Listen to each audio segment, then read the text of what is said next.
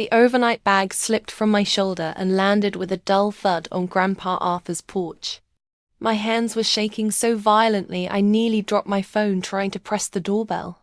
The folder I had thrown together in a rush stuffed, with medical forms, insurance cards, and prescription lists, slid out of the side pocket and scattered across the concrete. Papers flapped in the crisp autumn breeze like white flags of panic. I bent down, gathering them with clumsy fingers, my chest still heaving from the sprint up the driveway.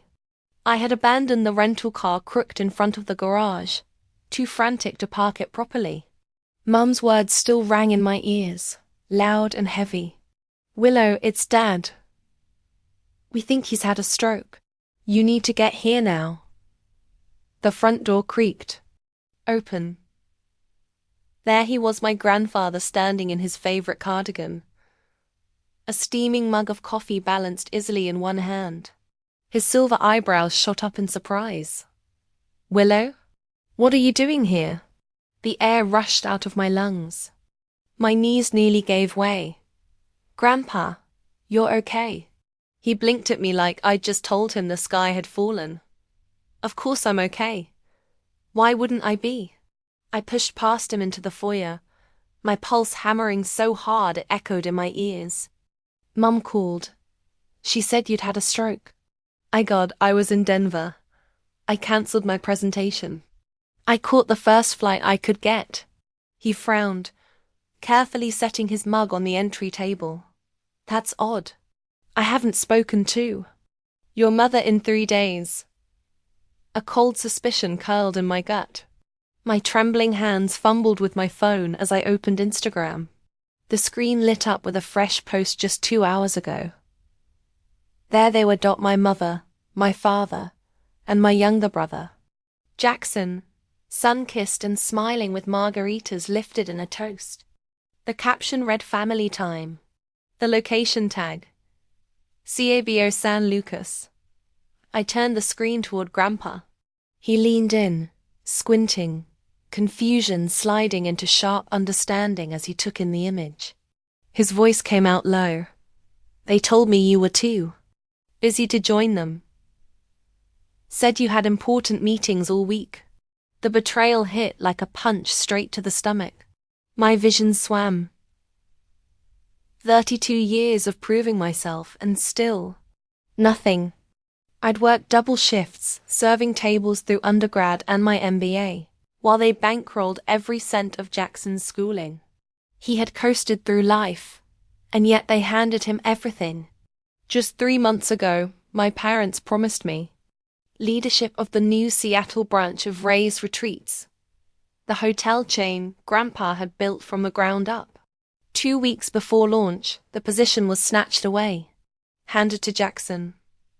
"He just has the right personality for hospitality," my father had said, as if my years of sacrifice, loyalty, and performance reviews meant less than Jackson's. Easy grin. My hands stopped trembling. The anger that replaced the shock was sharp, steady. I pressed my mother's contact, put the call on speaker. She picked up after 5 rings, laughter and crashing waves in the background. "I'm with Grandpa," I said flatly. "He's perfectly fine." Silence stretched before her voice came, thin and evasive. "Oh, well, I must have misunderstood what your father said. These things happen, honey." "Misunderstood?" My thumb slid across my phone screen, pulling up their beach photos again. "Is Cabo nice this time of year?" Another pause. Longer this time. Then her voice, defensive. "You're overreacting again. We tried to include you, but you said you were too busy with work." "That's interesting," I snapped, "because I never got an invitation. And you told Grandpa I was too busy to see him." Her tone sharpened. "Willow, really?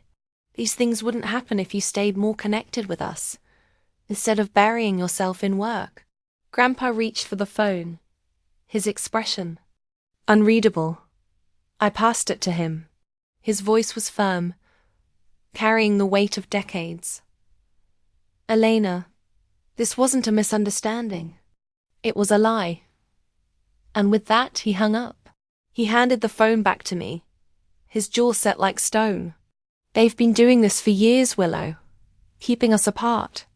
I followed him into his study, still trying to breathe through the boiling fury. Sunlight poured through tall windows, catching the edges of leather-bound books and the faint scent of his aftershave. What do you mean? I asked. They've been cutting me out of decisions, he said, lowering into his chair. Despite the fact that I built this company from nothing. Just like they've been cutting you out in favor of Jackson. My chest tightened. But you're still the majority shareholder. He gave a bitter half-smile.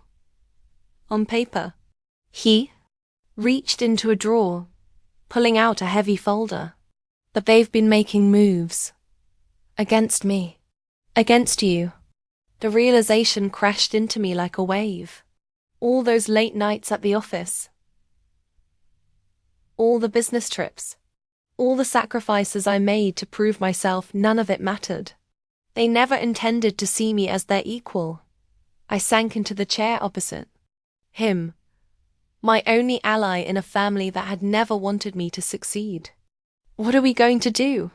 A glint of steel flashed in his eyes. Fight back. He stood, moving to the far wall. With deliberate motions, he slid back a wooden panel, revealing a hidden wall safe. I've been gathering evidence for months, he said, spinning the dial with practiced precision. Never thought I'd use it against my own son. The safe swung open.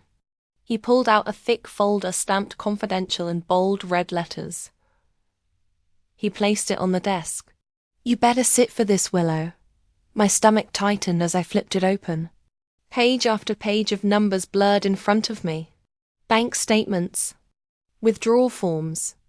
Board meeting notes. My throat closed. This can't be right, I whispered, running a finger down a column. $2.1 million. My trust fund. Arthur's jaw clenched, drained. To fund Jackson's lifestyle. The Aspen condo. The yacht membership. Fake consulting fees. My knees buckled and I collapsed into the chair. Another document stared back at me. A $190,000 payment to a law firm specializing in traffic violations. Jackson's drunk driving accident, Arthur explained grimly. The one that never made it to court. Someone was hurt, Willow. Your parents used your money to bury it. I turned the next page with numb fingers. My vision blurred again. A draft agreement transferring ownership of Reyes Retreats to Jackson. After Grandpa's death, another $2.1 million inheritance. From me, my voice came out raw. I need to call Diana. He nodded once. Your cousin might be the only attorney we can trust. Diana's face lit up on the screen after 3 rings. I spread the papers across the desk so she could see them. Grandpa placed a steady hand on my shoulder. These show systematic fraud, Diana said firmly, scanning the pages. Look at the dates. They line up exactly with the board meetings where you were sent away. She pointed at a blurry document. On screen. That came an account transfer. That's not favoritism, Willow. That's fraud. Arthur slid another folder toward the camera. Diana's sharp intake of breath filled the line. Arthur, these are competency hearing papers. They were preparing to declare you mentally unfit. Grandpa's face drained of color. His hand gripped the desk until his knuckles turned white. My own son. And there's more. Diana pressed, voice like steel. Tax evasion. Offshore accounts. Falsified minutes. If this goes through, they'll take everything. From both of you. The words hit hard. All my years of loyalty built on lies. What happens if they succeed? I asked, barely able to speak. You lose everything, Diana said flatly. Your inheritance, your position, every cent, and Arthur your legacy. Grandpa's voice broke through the silence. While Jackson enjoys the fruits of my 50 years of labor. Diana's tone softened. Willow, if you fight, you'll be cut off completely. No more family ties. A bitter laugh escaped me. What family? The ones who lied to me every step of the way. Arthur sank back, suddenly looking frail, old. He rubbed at his chest. There's something else. My health isn't perfect. Early stage heart issues. Nothing urgent. But I need someone I can trust. He opened another drawer, sliding out fresh papers. These name you as my healthcare proxy. My financial power of attorney. If you'll accept it. I took the pen without hesitation. My hand didn't shake as I signed each line. Deliberate and steady. A small victory in the storm. As the ink dried, so did my doubts. My shoulders bore new weight, not just my own survival, but Grandpa's legacy. Do I confront them now? Or play the long game? The thought of their faces when I reveal what I know was tempting. But patience. Patience might be the weapon. 1 week later, the Paramount Hotel glowed with chandeliers and camera flashes. The ballroom buzzed with champagne and applause. My parents posed for photographers, beaming, as Jackson took the stage, hailed as the new CEO of Reyes Retreats. His smile was rehearsed, his words empty. I stood alone near a potted palm, my glass untouched, my eyes fixed on them. A former colleague spotted me across the room. Willow, he started, then stopped abruptly. Oh, I thought you'd left the company already. I forced my face to remain neutral, just restructuring my role. She glances toward my parents, then back at me. Well, good luck with whatever comes next. She walks away before I can respond. This scene repeats 5 times before I slip out the service entrance. My phone buzzes with a text from our marketing director, cancelling our meeting tomorrow. The 3rd cancellation this week. The following morning, a financial alert from my bank flashes across my screen. The property in Sedona, part of my inheritance, has been sold without my knowledge or consent. The transaction lists my brother as the authorized agent. I call our family attorney but reach his voicemail. When I try the company's legal department, the receptionist puts me on hold, then returns to inform me my access has been temporarily suspended pending leadership transition. Later that afternoon, Jackson appears on the regional business report. The company needed saving from years of mismanagement. He says smoothly. Sometimes family loyalty means making difficult decisions. The statement lands like a physical blow. 10 years of 60-hour weeks, of cancelled vacations and postponed relationships, all dismissed as mismanagement. Back at my apartment, I discover my company email suddenly requires a password I'd never set. When I call IT, they explain the system change was authorized by leadership. In days to come, sleep becomes a luxury I can't afford. I lie awake calculating losses, replaying conversations, searching for warnings I should have recognized. The apartment I once found peaceful now feels like a cage, its walls closing in with each passing night. During a conference call one manage to join anonymously, I hear a board member refer to me as the Reyes situation. My hands shake so badly I drop my coffee mug. It shatters against the floor as the call continues without my voice. My dining room transforms into a war room. Financial statements cover every surface. Legal references stack in towers beside my grandfather's original company documents. I create timelines of every suspicious decision, every unexplained transfer.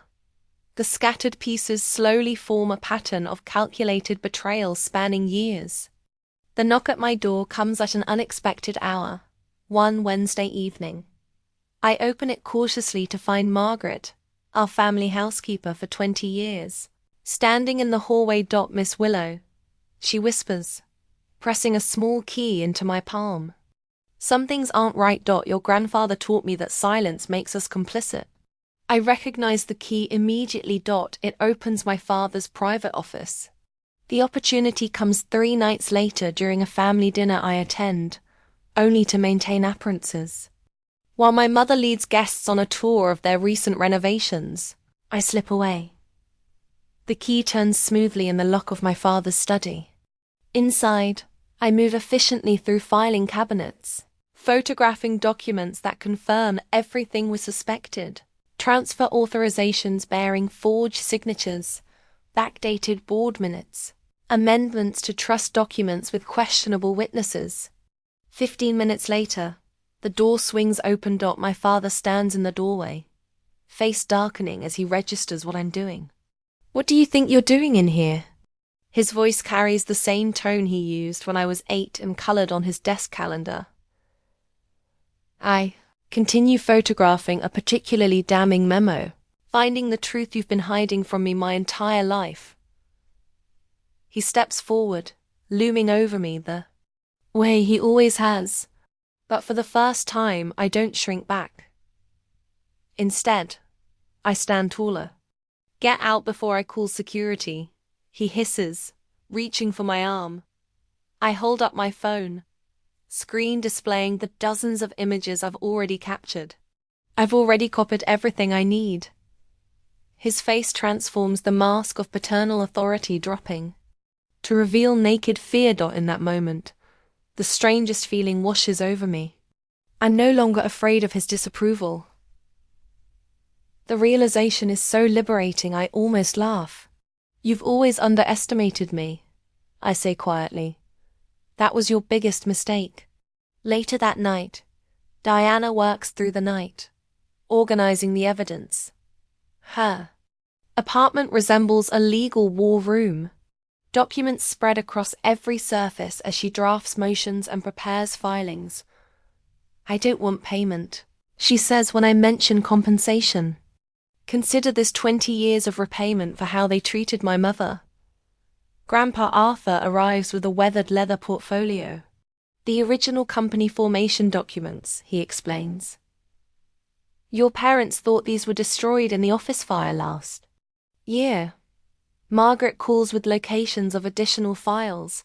"The garden shed behind the pool house," she whispers, "hidden under the flooring. I've watched them hide things there for years." These people, this unlikely alliance of the overlooked and underestimated, stand with me not because we share blood, but because we share values. The contrast with my parents' manipulation has never been clearer. In Diana's kitchen, we review the final strategy. A forgotten clause in the original company contract allows for ownership revocation in cases of proven fraud. "There's something else," Diana says, sliding a folder across the table. "The FBI has already been investigating Jackson's accident. The agent I spoke with believes there's evidence of bribery." The next morning, I walk through the glass doors of Reyes Retreat's headquarters. The receptionist's eyes widen at my appearance.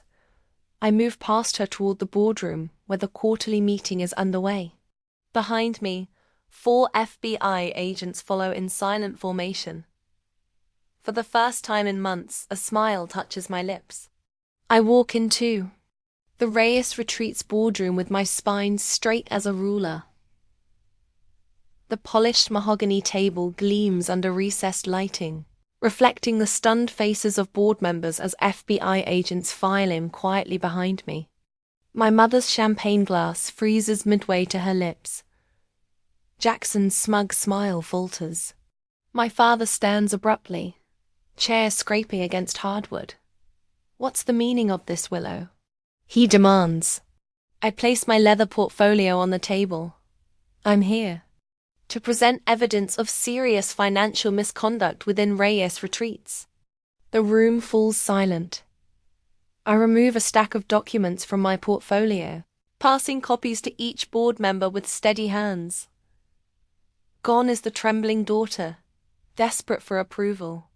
In her place stands a woman with irrefutable proof. These financial Statements show systematic fraud dating back 5 years. I say, my voice calm despite my racing heart. Page 3 details how $2.1 million of my trust was diverted to unauthorized accounts. Page 7 shows company funds used to cover up Jackson's drunk driving incident last year.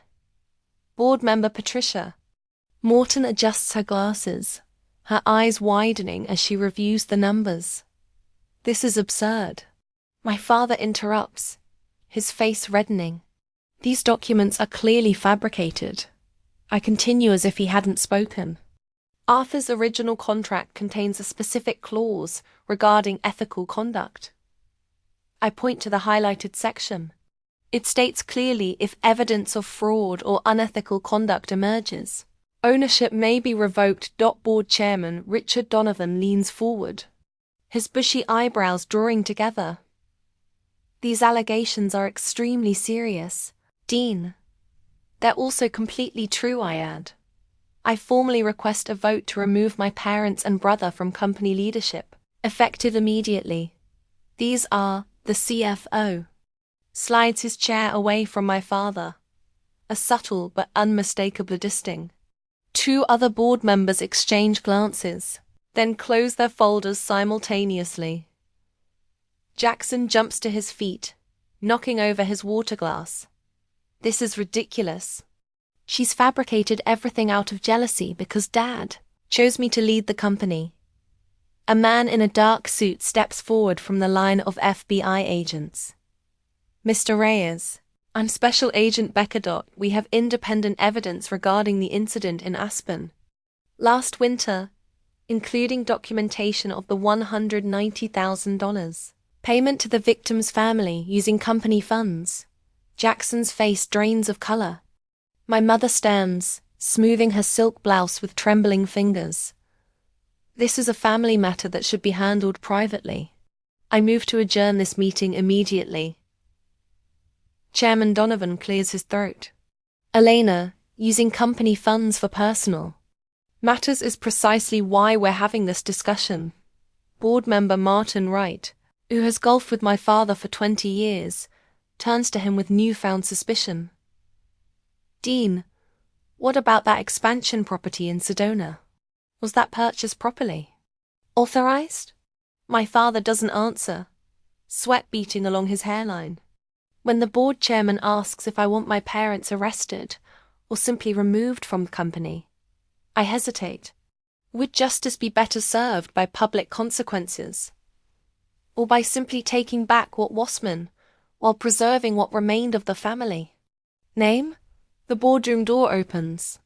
Grandpa Arthur enters slowly, leaning on his cane. His silver hair catches the light, and despite his frail appearance, his presence fills their room. Conversations cease instantly. I founded this company 50 years ago, he says, his voice stronger than his body suggests. I built it on integrity, not deceit. Diana follows him in, carrying a leather document case. Her attorney's confidence radiates. As she approaches the table, I've prepared legal documentation transferring Arthur's controlling shares to Willow Reyes, she announces, placing the papers before the chairman. These transfers are executed and legally binding as of this morning. Margaret steps forward from where she'd been waiting by the door. The sight of our family housekeeper in the boardroom causes my mother's jaw to drop. I've witnessed documents being destroyed in the Reyes home. Margaret states firmly, financial papers, contracts and correspondence that Mr. Dean Ray specifically instructed me to burn. I kept records of dates and descriptions. The chairman reviews the transfer documents, then looks up at my grandfather. Arthur, are you certain about this decision? More certain than I've been about anything in years, Grandpa replies. The vote is swift and unanimous. My parents and Jackson are removed from all company positions, effective immediately. I stand at the head of the table, the position my father occupied just minutes ago. The weight of the moment settles on my shoulders, not as a burden, but as a mantle I was born to wear. Across the room, Jackson's confident smile completely dissolves as comprehension dawns. His eyes dart between the FBI agents and the board members, searching for an ally and finding none. My mother's carefully applied makeup runs as tears stream down her face. "This will destroy the company," she whispers. But the board members who have seen the evidence remain unmoved by her performance. My father pushes back his chair and stands. "This meeting is over. We'll be contesting these ridiculous allegations." He turns toward the door, but finds 2 FBI agents blocking his path. "Dean Reyes, we have some questions regarding tax evasion and misappropriation of funds." Agent Becker says, "I gather my documents and address the room. I'm calling an emergency. Company-wide meeting for tomorrow morning at 9. Every employee deserves to know what's happening and that their jobs are secure." I meet my father's gaze directly. Some things are about to change around here. The text on my phone screen is simple, but loaded with desperation. "We need to talk before this goes any further." Dad's office, 7 a.m. I delete my mother's message without responding, but I'll bother. Not because they deserve it, but because I want to see their faces. At precisely 7, I stride into my father's office. The space feels different now, smaller. Somehow, my parents and Jackson look up as I enter. Dad sits unnaturally straight behind his desk, his usual commanding posture now appearing forced. Mom's eyes are red-rimmed, tissues clutched in her hand. Jackson paces by the window, stopping mid-stride when he sees me. "Willow, please sit down," my father says, his voice uncharacteristically soft. "We want to explain everything." I remain standing. I've heard enough explanations for a lifetime. "You're overreacting," Mom interjects, dabbing at her eyes. "We've always had your best interests at heart. By stealing my inheritance, by trying to have." Grandpa declared incompetent. Dad spreads his hands in a placating gesture. "Look, we can reach a compromise. We'll make a public apology. You can have shared control of the Seattle properties. In return, you drop the most serious charges. Think about what you're doing," Mum adds, her voice hardening despite her tear-stained face. "The scandal will destroy everything your grandfather built." When that doesn't move me, she shifts strategies. "Your behavior shows you're unfit to lead. Perhaps we should revisit Arthur's competency evaluation. He clearly wasn't thinking clearly when he transferred those shares." The old Willow would have flinched at this threat. Today I smile. "I've already met with the major investors," I say, pulling a folder from my briefcase. They're fully aware of the situation and support my leadership. I lay out statements from hotel staff across the table. These are testimonials about improved working conditions since I took operational control last week. Turns out people work harder when they're not terrified of being fired for speaking up. My father reaches for the papers, but I pull them back. I'm not here to negotiate. I'm here to inform. I stand taller, no longer diminished by their presence. For 32 years, you've undermined me while pretending to support me. You promised me the Seattle branch, then gave it to Jackson. You helped him through college while I worked double shifts. You stole my inheritance while telling me I wasn't ready for responsibility. My voice remains steady as I deliver the final blow. I don't need your approval anymore. I never actually had it. And Jackson pushes away from the window. "This is ridiculous. You can't. Your choices are simple." I continue, ignoring him. Face full charges for fraud, embezzlement and conspiracy, or surrender all claims to the business and repay what you've taken. I check my watch. You have until the company meeting at 9 to decide. The grand atrium of Reyes Retreat's headquarters buzzes with nervous energy as employees fill their space. Sunlight streams through the glass ceiling, illuminating the gathered crowd. I spot my parents and Jackson entering through a side door, their security badges temporarily reactivated for this meeting only. I take the stage, adjusting the microphone. Thank you all for coming today. I'm Willow Reyes, and as of yesterday, I've assumed control of Reyes Retreats following evidence of serious financial improprieties by previous management. A murmur ripples through the crowd. I catch my father's scowl from the corner of my eye. My first action as CEO is to announce a complete restructuring of our company. I pause, meeting the eyes of long-time employees who'd previously looked through me. Effective immediately, we're introducing profit sharing for all employees who have been with us for more than 1 year. The ripple becomes a wave of surprised whispers. Additionally, I'd like to recognize someone whose loyalty and integrity have been instrumental in preserving what's best about this company. I gesture toward the back of the room. Margaret Franklin, would you please join me? Margaret walks forward, her practical shoes clicking against the marble floor. She's worked for my family since before I was born, always in the background, always watching. Margaret is being promoted to executive housekeeper with oversight of all REI's retreat properties. Her first task will be to implement a living wage for all housekeeping staff. Applause erupts as I shake Margaret's hand. My mother's face contorts with shock. Margaret was just the help in her eyes. I'm also establishing the Arthur Vernon Scholarship Fund for the children of our employees.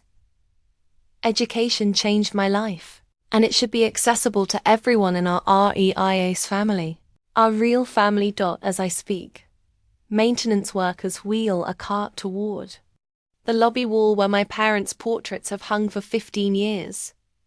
They carefully remove the formal oil paintings, replacing them with a photograph of Grandpa Arthur and me at last year's Christmas party, both of us laughing at some forgotten joke. When the meeting ends, employees who once hurried past me in hallways now approach with congratulations and ideas for improvements. My parents and Jackson stand frozen near the exit, their badges already deactivated, effectively leaked out of the empire they thought they controlled. Later that afternoon, whispers spread through the office about the settlement my parents signed. The rumors suggest they'll face substantial financial penalties, with the possibility of jail time still looming if they violate the terms. Later that afternoon, I'm reviewing proposals for the Seattle property, when my assistant knocks. Your brother is here. He insists on seeing you. I nod, curious despite myself. When Jackson enters my office, he's alone. No parents backing him, no swagger in his step. For the first time since we were children, he looks directly at me instead of through me. I didn't know, he says quietly, his voice unfamiliar without its usual arrogance. About all of it, I swear. I set down my pen and wait, wondering what happens next to a family shattered by its own lies. A year later, I adjust the presentation slides on my tablet, double-checking the quarterly profits before the board meeting begins. A year since taking control, and Reyes Retreats' profits have climbed 22%. Not bad for the daughter they never thought would lead. The boardroom door swings open as executives file in. The same people who once looked through me now greet me by name, their handshakes firm, their eye contact steady. Last month, 3 major hotel publications requested interviews.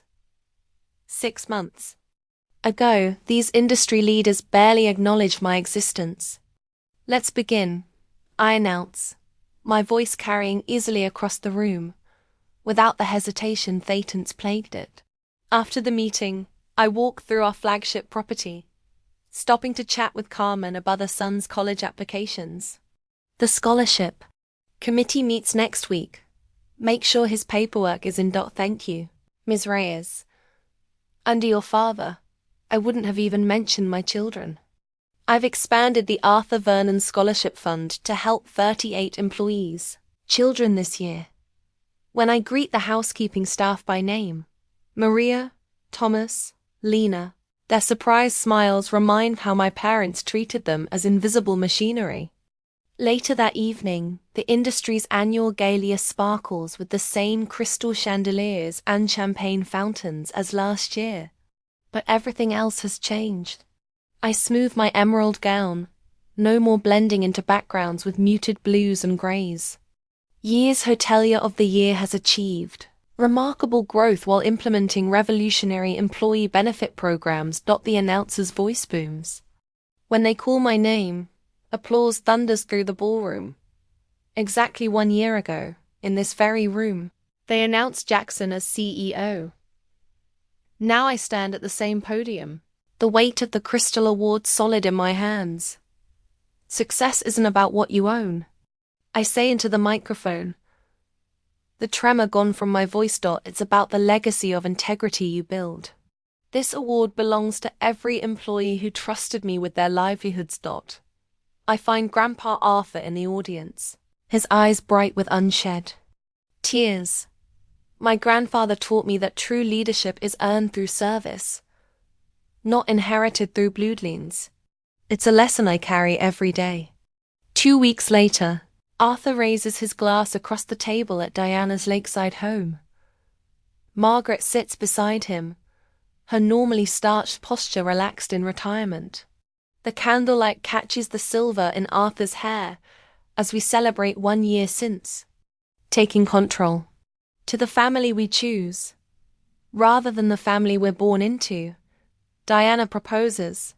To integrity restored, Margaret adds, her voice warm with satisfaction. Arthur watches me with pride as I outline plans for our Miami expansion.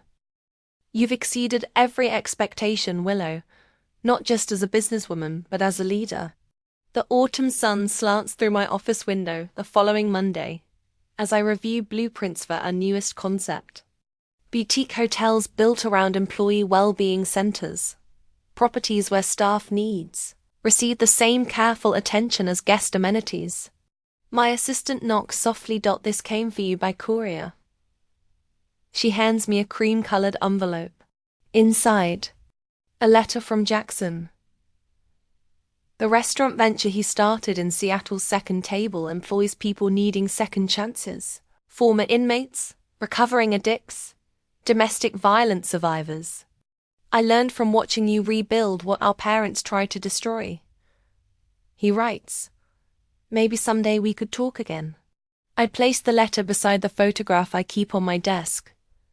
Grandpa Arthur at 25, standing before his first hotel, holding the business plan written in his careful script. Next to it sits my own vision for Ray's Retreat's future, one built on fairness and respect rather than favoritism and deceit.